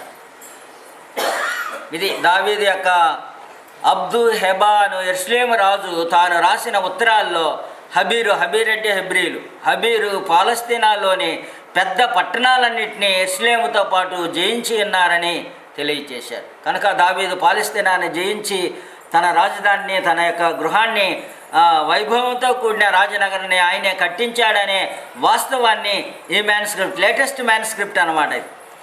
ఇది ఇప్పుడిప్పుడే కొద్ది రోజుల క్రితమే లభించిన మ్యాన్స్క్రిప్ట్. ఈ మ్యాన్స్క్రిప్ట్లో మనకు లభించేది తెల్డానా స్టెలా దాన్ సిరియా ఆర్మీ, మొదటి రాజుల గ్రంథం 12వ అధ్యాయం 19వ వచనం, 14వ అధ్యాయం 8వ వచనం, యెషయా గ్రంథం 7వ అధ్యాయం 2వ వచనం, house of David and king of Israel అనే ఈ మ్యాన్స్క్రిప్ట్, ఈ హెబ్రీ మ్యాన్స్క్రిప్ట్లో ఈ వచనాలన్నీ కూడా దాఖలు చేయబడి ఉన్నాయి. దావీదు ఇంటిని గురించి ఆయన ఇశ్రాయేలు రాజు అనే ప్రస్తావన ఈ యొక్క మ్యాన్స్క్రిప్ట్లో ప్రస్తావించడం జరిగింది. కనుక బైబిల్లో ఏదైతే తెలియచేయబడిందో దావీదు యొక్క పురమును గురించి, దావీదు కట్టించిన ఆ యెరూషలేమును గురించి, దావీదు పాలస్తీనాలో దానిని ఆక్రమించుకొని యెరూషలేము నగరాన్ని కట్టించాడని బైబిల్ చెప్తే నమ్ముతారో లేదో కానీ ఆ యొక్క పురాన్ని ఆయన ఆక్రమించుకొని ఆ పాలస్తీనాలో ఆయన రాజుగా వెలిసాడని, ఆయన దావీదు యొక్క ఇల్లు ఈ యొక్క స్థలంలో ఉన్నట్టుగా దాన్ సిరియన్ ఆర్మీ వారు తెల్డానా స్టెల్లా మ్యాన్స్క్రిప్ట్ మీద ఈ వచనాలు దాఖలు చేయబడడం అనేది మనకి కనిపిస్తున్నాయి. కనుక దానివల్ల తెలిసేది ఏమిటి? మనకి గ్రంథంలో రాయబడిన 2వ సమూయేలు గ్రంథంలో ఉన్న విషయాలన్నీ కూడా వాస్తవమైనవి. ఒక్కొక్క భాగాన్ని మనం చూస్తూ వెళ్తున్నాం. కనుక దాన్ని చూస్తూ వెళుతున్నప్పుడు మనం దృఢమైన పాలస్తీనాలోని పెద్ద పట్టణాలన్నింటినీ కూడా యెరూషలేముతో పాటు జయించారని తెలియచేస్తున్నాయి ఉత్తరాలు. ఎవరి? అబూద్ హెబాను యెరూషలేము రాజు తాను రాసిన ఉత్తరాల్లో ఆయన పేర్కొన్నాడు. యెరూషలేములకు రాజు. ఈయన తర్వాత దావీదు దానిని ఆక్రమించుకున్నాడు కాబట్టి దావీదుపురం అని, దావీదు యొక్క రాజనగరం అని, లేకపోతే యెరూషలేముని మందిరాన్ని కానీ ఆయన యొక్క వైభవంతో కూడిన రాజభవనాన్ని కానీ ఆయన నిర్మించడం అనేది జరిగింది. వీటికి ఆధారాలు ఎక్కడ ఉన్నాయంటే మ్యాన్స్క్రిప్ట్లో ఉన్నాయి. కనుక ఈ మ్యాన్స్క్రిప్ట్ లేటెస్ట్ మ్యాన్స్క్రిప్ట్ మన సహోదరులు కనుగొని దాన్ని వారి పుస్తకాల్లో ప్రచురించడం జరిగింది. తద్వారా మనకు తెలిసేది ఏమిటంటే 2వ సమూయేలు గ్రంథంలో రాయబడిన దావీదు యొక్క చరిత్ర సంపూర్ణంగా అథెంటికేటెడ్ హిస్టరీ, అది నమ్మదగిన చారిత్రక వాస్తవంగా తెలుసుకోవడం జరిగింది.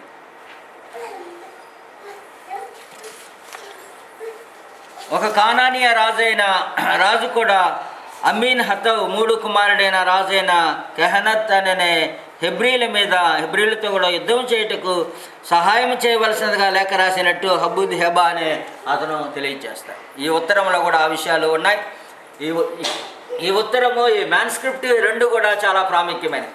ఈ ఉత్తరంలో ఎవరెవరు ఒప్పందం చేసుకుని దావీదు మీదకి యుద్ధానికి వెళ్ళడానికి పూనుకున్నారు, దావీదు వారిని అందరినీ కూడా జయించి ఆయన యెరూషలేముని రాజనగరంగా కట్టించాడు అనే దాన్ని మనం తెలుసుకోవచ్చు. దీని యొక్క వివరాలు మనకి వారు రాసిన రచనలో కనిపిస్తుంటాయి.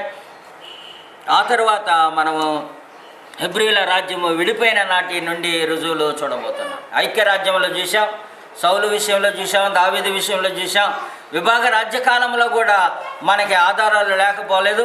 విభాగ రాజ్యకాలంలో సొలొమోను మరణం తర్వాత క్రీస్తుపూర్వం 931లో రాజ్యం రెండుగా విభాగింపబడింది. కనుక రెండుగా విభాగింపబడిన ఈ రాజ్యంలో మనం చూసినప్పుడు, ఈ విభాగింపబడిన రాజ్యంలో విడిపోయిన వాటి నుండి రుజువుల్ని మనం చూసినప్పుడు, మొదటి రాజుల గ్రంథం 12వ అధ్యాయం నుండి 2వ రాజుల గ్రంథం 17 వరకు, 2వ దినవృత్తాంతంలో 11 నుంచి 28 వరకు. ఇది చాలా ప్రాముఖ్యమైనది. ఈ కాలమును మీరు గుర్తుంచుకోవాలి. ఏ కాలముతో ఏది కలిపి చదవాలనేది కూడా మీకు సహాయపడుతుంది. మీరు రాజుల గ్రంథం మొదటి అధ్యాయం 12:1 నుండి 2వ రాజులు 17 వరకు చదివితే మీరు సొలొమోను యొక్క విడిపోయిన రాజ్య భాగాన్ని మీరు తెలుసుకుంటారు. అలాగే ఆ యొక్క మొదటి దావీదు కాలంలో చరిత్ర చదవాలనుకుంటే మొదటి సమూయేలు గ్రంథంలో మీకు కనిపిస్తూ ఉంటుంది. మొదటి 2 సమూయేలు, తర్వాత మొదటి రాజుల గ్రంథము మనం చదివినప్పుడు సౌలు దావీదు యొక్క చరిత్ర మనకి కనిపిస్తుంది. కనుక ఇక్కడ మనం 2వ దినవృత్తాంతాలు కూడా చదవాలి. హెబ్రీలు విడిపోయిన రాజ్యంలో 2వ దినవృత్తాంతాలు 11వ అధ్యాయం నుంచి 28వ అధ్యాయం వరకు చదవాలి. కనుక మొదటి రాజులు, 2వ రాజులు, 2వ దినవృత్తాంతాలు ఇవి చదివినప్పుడు విభాగ రాజ్యకాలం చరిత్ర చదవద్దు. కనుక మీరు ఆ హెడ్లైన్స్ రాసుకుంటే ఏ గ్రంథం తర్వాత ఏ గ్రంథం చదవాలో, ఎవరి చరిత్ర అక్కడ కొనసాగుతుంది, రాజుల గ్రంథంలో విడిచినది దినవృత్తాంతాల్లో ఎవరిది కొనసాగుతుంది అనేది కూడా మీకు ఒక ఐడియా వస్తుంది. దాన్ని నోట్ చేసుకోవడం చాలా అవసరం. దీంతోపాటు మనం యొక్క విభాగ రాజ్య కాలంలో చూసినప్పుడు సొలొమోను మరణము తర్వాత 2 రాజ్యాలుగా విభాగించిన దాని విషయమై పురాతత్వ వస్తు పరిశోధనలో కనుగొన్న ఈ కాలంలో జరిగిన సంఘటనలు యథార్థమైనవని స్థిరపరుస్తున్నాయి. ఈ కాలంలో ఏదైతే విభాగ రాజ్య కాలంలో జరిగినావో అవన్నీ కూడా మోయాబు రాయి అనేది దొరికింది. 2వ రాజుల గ్రంథం 3వ అధ్యాయం 4-5 వచనాలు స్థిరపరుస్తున్నాయి. ఈ యొక్క వారికి మనకు లభించిన రాయి ఇదనమాట. సొలొమోను మరణం తర్వాత విభాగ రాజ్య కాలంలో దీన్ని మోయాబైట్ స్టోన్ అంటారు, మోయాబీ రాయి అంటారు. 2వ రాజుల గ్రంథం 3వ అధ్యాయం 4-5 వచనాలు దృఢపరుస్తూ రాజు అయిన ఒమ్రీ, ఆ తర్వాత ఆహాబు, ఇశ్రాయేలు, యెహోవా, హౌస్ ఆఫ్ డేవిడ్ అనే దాని వివరాలు ఇందులో కనిపిస్తుంటాయి. ఈ రాతి మీద కనిపిస్తుంటాయి. ఈ వివరాలన్నీ కూడా కనిపిస్తుంటాయి. కానీ ఇది కేవలం 1868లో కనుగొన్నది. అంటే మృత సముద్రం నుండి 20 మైళ్ళ దూరంలో కనిపించింది. మృత సముద్రం నుండి 20 మైళ్ళ దూరంలో, అది ఇప్పుడు ప్యారిస్లో మ్యూజియంలో ఉంది. కనుక ఇది మీరు కావాలనుకుంటే ఎక్కడుందో కూడా మీకు వివరాలు ఇచ్చారు. దీన్ని చూడడానికి దీన్ని ఏమంటారంటే మోయాబైట్ స్టోన్ అంట. కనుక ఈ యొక్క మోయాబైట్ స్టోన్ ద్వారా మనకి ఈ యొక్క విభాగ రాజ్య కాలంలోని రాజులు, ఒమ్రీ లాంటి, ఆహాబు లాంటి రాజులను గురించి స్థాపిస్తూ ఉంది. కనుక విభాగ రాజ్య కాలంలో ఉన్న రాజులు కూడా ప్రస్తావించబడినది వాస్తవం అనే సంగతి మనకి ఈ యొక్క మొబైట్ స్టోన్ మనకి రుజువు చేస్తుంది. అశ్షూరీయుల రాజైన షల్మెనేజర్ 3వ వాడు తన వ్రాతప్రతులలో ఇశ్రాయేలు రాజైన ఒమ్రీ, ఆహాబు, జెహు మరియు సిరియా రాజైన హదేజేరు మరియు హజాయేలును గుర్చిన వివరాలు, అంటే మొదటి రాజులు 16వ అధ్యాయం, 2వ రాజులు 8వ అధ్యాయం వరకు ఉన్న వివరాలను కూడా స్థాపించడం మనకి కనిపిస్తుంటాయి. వెళ్ళిపోండి నెక్స్ట్ స్లైడ్కి, రాసుకుంటారు.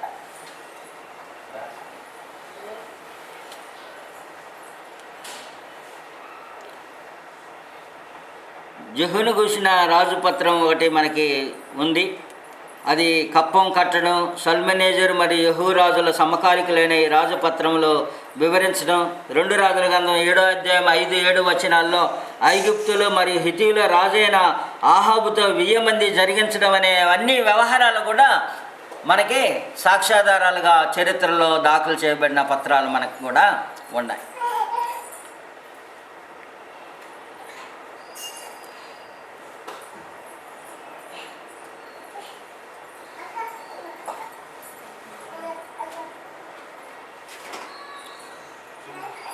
వెళ్ళిపోండి. ఇది రాజులైన ఒమ్రీ మరియు అహాబు మోయాబు రాజైన మెషాకు విరుద్ధంగా యుద్ధం చేసి ఓడించిన విషయాన్ని మనం 2 రాజుల గ్రంథం 3వ అధ్యాయం 4-5 వచనాల్లో చదువుతాం. దానికి అవసరమైన ఆధారాలు కూడా లభించి ఉన్నాయి. అలాగూ ఒమ్రీ అనే రాజున్నాడని, అహాబు ఉన్నాడని, మోయాబు రాజైన మెషాకి విరుద్ధంగా వారు యుద్ధం చేసి ఓడించారనే విషయాన్ని ఈ రాజుల గ్రంథం 3:26-27లో ఉన్న విషయాలను కూడా ఆయన చేసిన కార్యక్రమాన్ని కూడా మనకి తెలియచేయడం జరిగింది. ఏం చేశాడో ఒకసారి 2 రాజుల గ్రంథంలో వెనక్కి వెళ్దాం. 2 రాజుల గ్రంథం 3వ అధ్యాయం 26 వచనం 27 వచనం.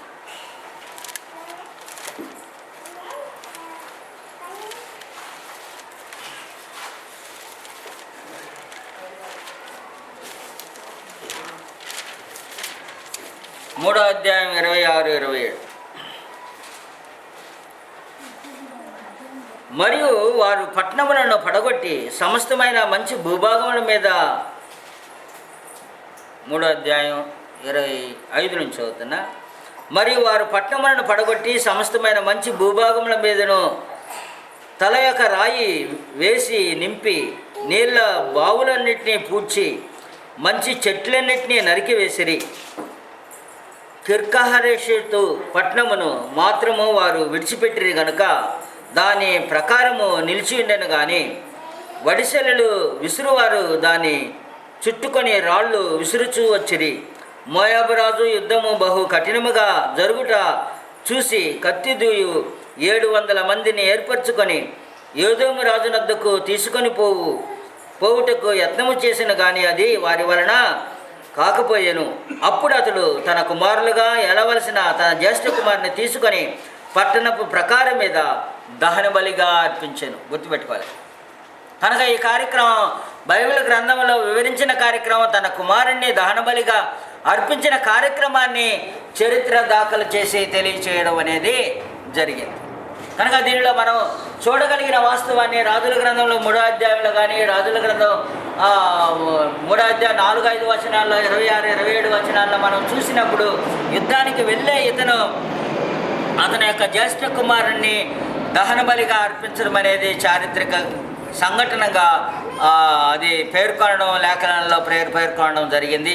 కనుక ఆ తర్వాత మనకి సల్మనేశ్వర్ కనిపిస్తుంటాడు. మీరు 2 రాజుల గ్రంథం 17వ అధ్యాయంలో కనిపిస్తుంటాడు. 1 రాజుల గ్రంథం 16:2లో, రాజుల గ్రంథం 8లో కనిపిస్తుంటారు. కనుక సల్మనేశ్వర్ కూడా ఆయన చేసిన కార్యక్రమాన్ని మనం చూసినప్పుడు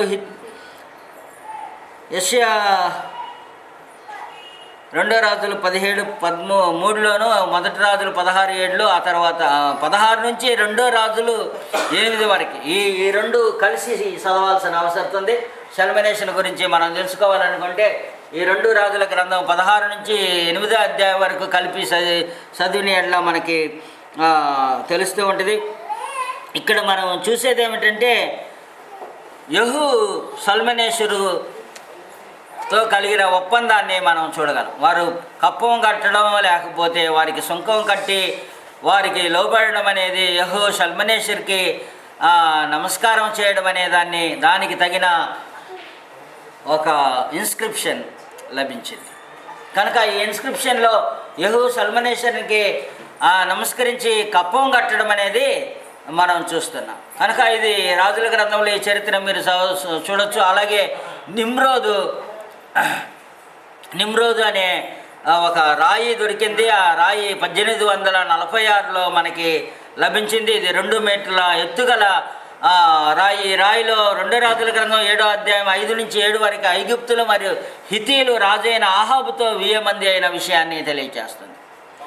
కనుక ఆహాబు ఐగుప్తులు హితీలు ఐగుప్తులు రాజైన ఆహాబుతో కలిసి యుద్ధానికి వెళ్ళడం మనం 7వ అధ్యాయంలో 2 రాజుల గ్రంథంలో 7వ అధ్యాయంలో చూస్తూ ఉంటాం. ఆ యుద్ధానికి వెళుతున్నప్పుడు రాజైన ఆహాబుతో 1000 మంది చేయడం అనే కార్యక్రమం మనకి ఈ చరిత్రకి సంబంధించిన ఆధారం మీరు చూసినప్పుడు ఇక్కడ యెషయా 20వ అధ్యాయం 1:6లో అషూరు రాజైన సర్గోను అష్డోదీలా జయించడాన్ని తెలుపుతున్నారు.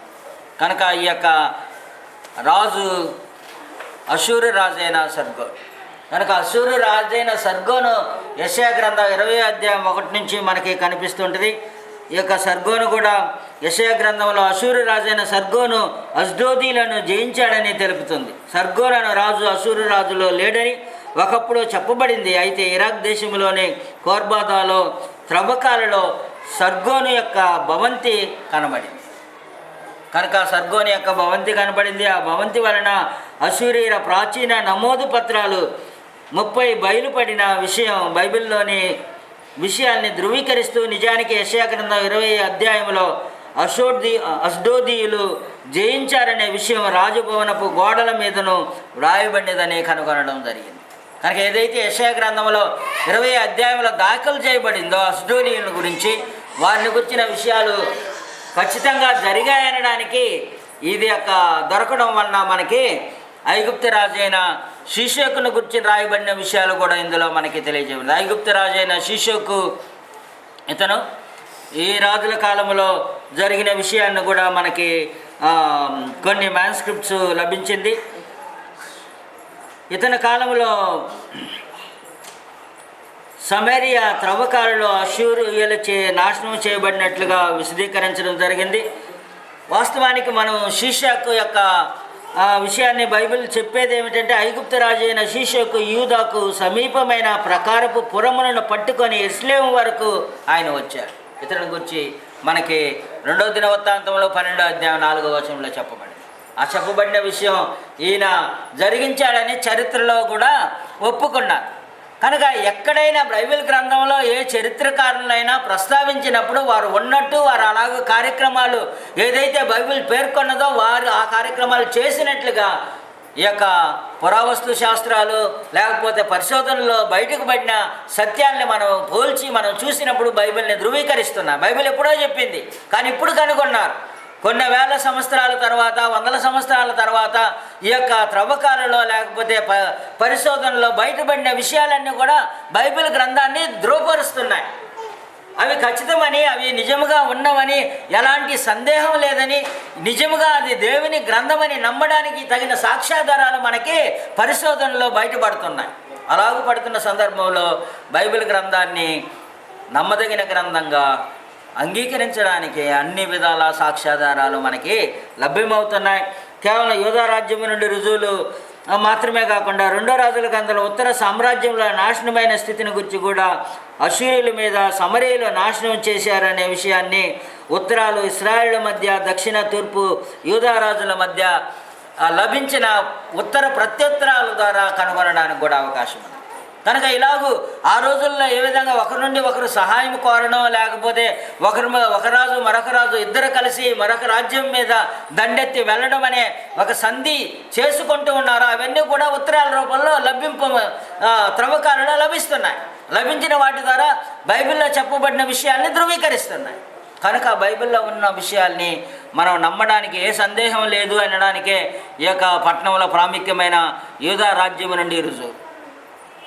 యూదా రాజ్యం నుండి క్రీస్తుపూర్వం 722 నుండి 586 వరకు మనం చూసినప్పుడు రెండో రాజుల గ్రంథం 18వ అధ్యాయం నుంచి 25వ అధ్యాయం వరకు, 2వ దినవృత్తాంతాలు 29 నుంచి 36 వరకు ఉన్న విషయాల్ని మనం చూసినప్పుడు ఉత్తర సామ్రాజ్యాన్ని మనం ఎప్పుడైతే అష్షూరీయులు సమరియాన్ని నాశనం చేశారో, ఉత్తర ఇశ్రాయేలులను కూడా నాశనం చేశారో, దక్షిణపు ఉన్న యూదా రాజ్యం మాత్రమే ఇశ్రాయేలుకు మిగిలింది. కనుక యూదా రాజ్యం మాత్రమే మిగిలిపోయింది. ఎందుకనగా అష్షూరీయులకి ఇశ్రాయేలుని అప్పగించడం జరిగింది. కనుక ఇశ్రాయేలు రాజ్యం, యూదా రాజ్యం అనే విభాగ రాజ్య కాలంలో విడిపోయిన 2 రాజ్యాలలో ఒక రాజ్యం అష్షూరులకి బానిసలుగా తీసుకొని పోవడం జరిగింది. కేవలం యూదా రాజ్యాలు మాత్రమే మిగిలిపోయారు. కనుక యూదా రాజ్యంలోని ప్రదేశాలు, సంఘటనలు చారిత్రకంగా పురావస్తు పరిశోధనలో రుజువుల ద్వారా స్థిరపరచబడ్డాయి. కనుక యూదా రాజ్యము ఏలుబడి కింద ఉన్న విభాగ రాజ్య కాలంలో ఉన్న రాజులు కానీ, విభాగ రాజ్య కాలంలో యూదా రాజులని పరిపాలించిన వారు కానీ, వారు దండెత్తి వెళ్ళిన ప్రదేశాలు కానీ, లేకపోతే వారు యుద్ధం చేసిన ప్రదేశాలను కానీ చరిత్రలో అక్కడక్కడ మనకి రుజువులు కనిపిస్తుంటాయి. అందులో విశేషంగా అషూరు రాజైన సన్హెరీబు లాకీషు మరియు ఇతర 40 నగరాలని స్వాధీనం చేసుకున్నట్టు 2 రాజుల గ్రంథం 18వ అధ్యాయం 13 నుంచి 15 వరకు తెలియచేయబడింది. 2 రాజుల గ్రంథం దగ్గరికి వెళ్దాం. 2 రాజుల గ్రంథం 18, 13, 15 వచనాలు. రాజైన హిజ్కియా ఏలుబడిలో 14వ సంవత్సరమందు అషూరు రాజైన సన్హెరీబు యూదా దేశమందున్న ప్రకారం గల పట్టణములన్నిటి మీదకి వచ్చి వాటిని పట్టుకొనగా, యూదా రాజైన హిజ్కియా లాకీసు పట్టణమందున్న అషూరు రాజునొద్దకు దూతలను పంపి, నా వలన తప్పు వచ్చినది, నా యుద్ధ నుండి తిరిగి నీవు వెళ్ళిపోయిన ఎడల నా మీద నీవు మోపిన దానిని నేను భరించుదనని వర్తమానము చేయగా, అషూరు రాజు యూదారాజు అయిన హిజ్కియాకు 600 మనుగుల వెండియు 600 మనుగుల బంగారమును జుల్మానాగా నియమించిన. కావున హిజ్కియా యెహోవా మందిరమందును రాజనగరనందును పదార్థములలో కనబడిన వెండి ఎత్తయు అతనికి ఇచ్చెను. మరియు ఆ కాలమందు హిజ్కియా దేవాలయపు తలుపులకున్న బంగారమును, తాను కట్టించిన స్తంభములకున్న బంగారమును తీయించి అషూరు రాజునకిచ్చెను. కనుక సమస్తమైన వాటిని అషూరు రాజుల చేతికి లాకీషు, అషూరు రాజైన సన్హెరీబు లాకీషు మరి ఇతర పట్టణాలని స్వాధీనం చేసినట్టు యెరూషలేములో హిజ్కియాను బందీగృహంలో ఉంచడం జరిగింది. హిజ్కియాని మనం చూసినప్పుడు బందీగృహంలో ఉంచాడు. అయితే అతని కానీ లేక యెరూషలేమును కానీ పట్టుకోలేదు, కానీ అతని బందీగృహంలో ఉంచాడనే విషయాన్ని 2 రాజుల గ్రంథం 18, 19 అధ్యాయాలు మనకి తెలియచేస్తుంటాయి. ఈ విషయాన్ని సన్హెరీబు ఐగుప్తు యొక్క తిరహకంగా ఆయన పిలువబడ్డాడు. బబులోని యొక్క మరోదోకు బలాదాన్గా పిలువబడ్డాడు. 2 పేర్లు మనకి ఆ యొక్క ఐగుప్తు రాజు కొన్న సన్హెరీబు కొన్నది. ఒకటి ఆయన మరోదాకు బల్దాన్గా పిలువబడినట్టు, బబులోని యొక్క మరోదాకు బల్దాన్గా పిలువబడిన 2 రాజుల గ్రంథంలో కనిపిస్తుంటుంది. వీటన్నిటిని కూడా ఈ యొక్క ఇన్స్క్రిప్షన్ మనకి ఆ యొక్క లాకీష్ యొక్క అషూరు రాజు యొక్క సన్హెరీబు యొక్క ప్రతిమ మనకి కనిపిస్తుంది. ఈ ప్రతిమను మనం చూసినప్పుడు అషూరు రాజు అయిన సన్హెరీబు పరిపాలించినట్టు, అషూరుకి రాజుగా ఉన్నట్టుగా చరిత్రలో కూడా చెప్పబడింది, బైబిల్లో కూడా చెప్పబడింది. కనుక చారిత్రకంగా మనకి ఆధారాలు ఉన్నాయి. అంత మాత్రమే కాదు, ఆయన బబులోను చెర నుండి వారు కొనుగొన వెళ్ళినప్పుడు ఇర్మియా, దానియేలు, యెహెజ్కేలు గ్రంథాలలో ఉన్న విషయాలకు కూడా మనకి ఆధారాలు ఉన్నాయి. ఇలాగ ప్రతి గ్రంథాన్ని ఒక్కొక్కటిని మనం క్షుణ్ణంగా చూడగలిగితే, చరిత్ర పుటాలలో, పురావస్తు శాస్త్రాలలో, లేకపోతే పరిశోధనలో బయటికి వచ్చిన తవ్వకాలని ఎత్తి చూడగలిగితే బైబిల్లో ఉన్న విషయాలన్నీ కూడా వాస్తవంగా ఉన్నట్టుగా మనకి రుజువులు ఉన్నాయి. ఇన్ని రుజువులు ఉన్నప్పుడు మనం గ్రంథాన్ని నమ్మడం లేదంటే మన యొక్క మూఢత్వం కానీ ఇంకేమీ లేదు. కనుక నమ్మదగిన గ్రంథం మనకుంది. మన దగ్గర ఉన్న గ్రంథాన్ని మనం నమ్ముకొని జీవించవచ్చు. అది దేవుని దైవావేశం వలన, ప్రేరేపణ వలన, దేవుని వలన మనకు అనుగ్రహింపబడినది. దాన్ని నమ్ముకొని మనం జీవించడానికి ఉంది. ఎందుకంటే అది అందులో ఉన్న విషయాలు కానీ, అందులో ఉన్న దేశాలు కానీ, అందులో ఉన్న సంఘటనలు కానీ, అందులో ఉన్న ప్రజల పేర్లు కానీ, ఇవన్నీ కూడా జరిగినవిగా వాస్తవంగా చరిత్ర రుజువు చేస్తుంది. ఇర్మియా గ్రంథంలోని ఒక విషయాన్ని మనం చూసినప్పుడు 25వ అధ్యాయంలో మనకి ఒక విషయం కనిపిస్తుంటుంది.